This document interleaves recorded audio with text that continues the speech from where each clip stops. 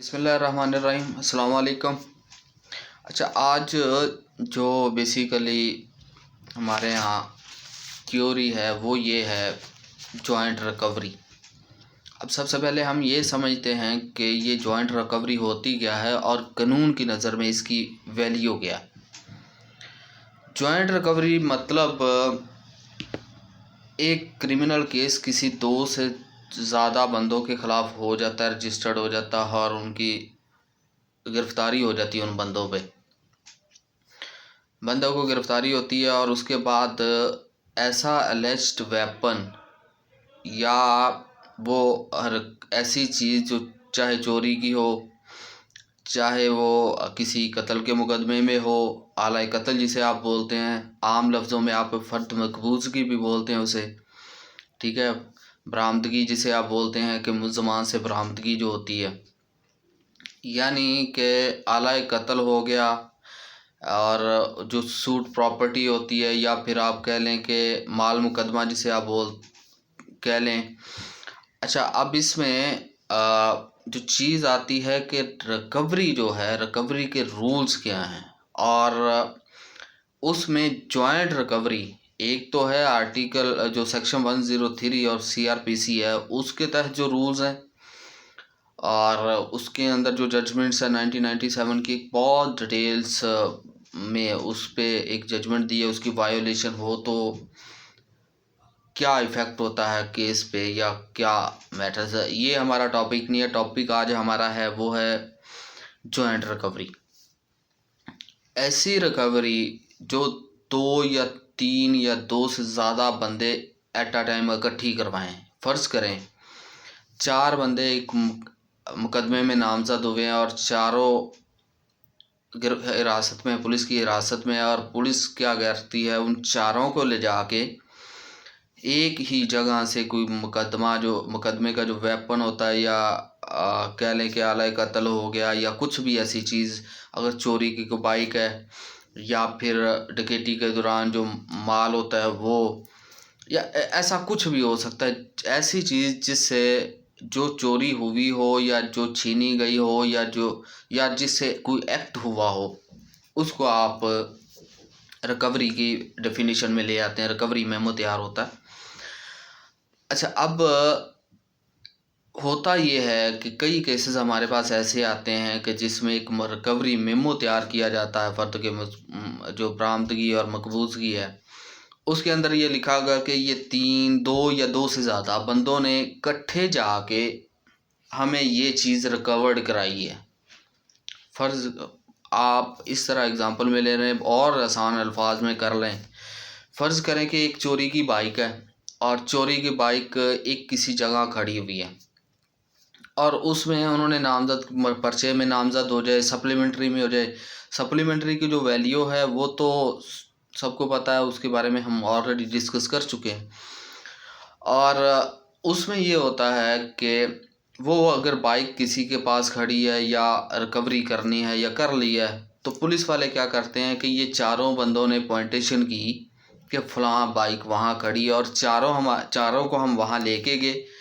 2 को या 3 को या चारों को एग्ज़ाम्पल दे रहा हूँ, चारों को हम वहाँ लेके गए और उन्होंने हमें ये पॉइंटेशन पे ये बाइक रिकवर्ड हुई। तो ऐसी रिकवरी को जॉइंट रिकवरी बोलते हैं। और जॉइंट रिकवरी की वैल्यू जो है in the I of law,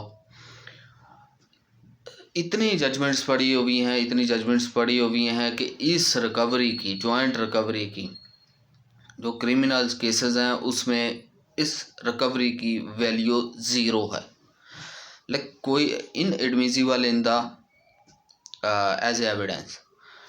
अच्छा, अब इस पे क्यों कि ये बिलीव करना, इसकी रीज़न क्या है, हम ये बिलीव करना कि आया इसमें ओरिजिनल कल्प्रिट कौन था जिसने ये काम किया। चारों पर आप रिकवरी डाल रहे हैं, ठीक है, यानी आप चारों को इकट्ठा कर रहे हैं। वो कैसे एक 4 बंदों के पास एक ही जगह पे अवेलेबल हो सकती है, वो एक सेपरेट क्वेश्चन है कि वो चारों का हो, उन्होंने कुछ साज़बाज़ हो।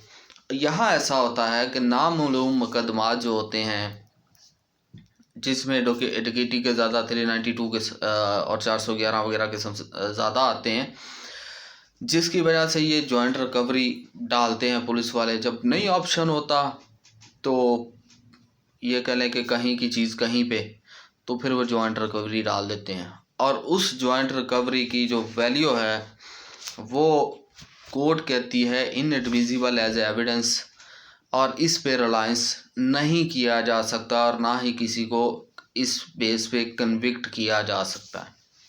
अच्छा, इसके बारे में जजमेंट्स हैं, बहुत जजमेंट्स हैं जो क्लियर कट कहते हैं। जैसे 2-4 चीज़ें, identification parade, joint recovery, supplementary statement. Supplementary statement में कभी कभार रिलायंस हो भी जाता है। आइडेंटिफिकेशन परेड जो है सेक्शन आर्टिकल 22 ऑफ QS है, उसका एक भी अपना लेवल है। जॉइंट रिकवरी पे क्लियरली कोर्ट्स कहती हैं कि इस पे रिलायंस नहीं कर सकते, और इसी पे रिलायंस करते हुए किसी भी अक्यूज मीन ऐसा मुलज़म जिस पे इल्ज़ाम लगा है कि ये इसने किया है, आप उस पे बिलीव नहीं कर सकते। उसकी रीज़न क्या है, किसने किया ये नहीं पता, आप चारों पे इकट्ठा डाल रहे हैं या तीनों पे, 2 पे इकट्ठा डाल रहे हैं। इसके बारे में जजमेंट्स हैं, रिसेंटली अब 23 PCR LJ 977 है, 2023 MLD 629 है, 2022 SCMR 1494 यानी ये 1494 सुप्रीम कोर्ट की है। अच्छा, इसके अलावा भी है 2023 आ जाती है MLD 629, 2022 PCR LJ 1527, और उसके बाद एक और है 2022 PCR LJ 1222। ये वो जजमेंट्स है जो रिसेंटली हैं। ये जजमेंट्स देने का मकसद ये होता है कि किसी को अगर इसमें कोई हेल्प चाहिए हो तो ये इन जजमेंट्स को, और ये जजमेंट्स हम जो देते हैं, एक जजमेंट जो हम एक कोर्ट करते हैं उसके इटसेल्फ उसके अंदर 10 से 12 जजमेंट्स होती हैं। एक लंबा चौड़ा प्रोसेस है। बाय द वे ये सिंपली इसलिए बता दिया जाता है कि लोगों को आसानी हो। अब कमिंग टू द पॉइंट कि जॉइंट रिकवरी अगर किसी भी केस में अगर डाल दी गई है, मुद्दई के केस में या मुल्ज़म के, तो ऑटोमेटिकली वो जाएगी बेनिफिट ऑफ अक्यूज।